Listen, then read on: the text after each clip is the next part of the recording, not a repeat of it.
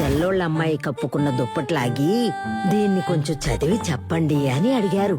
నే వేటకు వెళ్లిన తెల్లదొర తిరిగొచ్చాడు. దొరసాని కురస బట్టలతో చేతిలో లెటర్తో ఉండడం చూసి కాల్చాడు. పంకజం వాళ్ళ నాన్నని ఎడాపెడా వాయించేసి ఊరు నుంచి తరివేశాడు.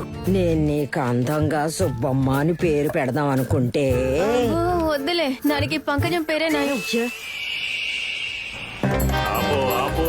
ఏంటి ఏమయ్యింది? ఆపమంటున్నారు.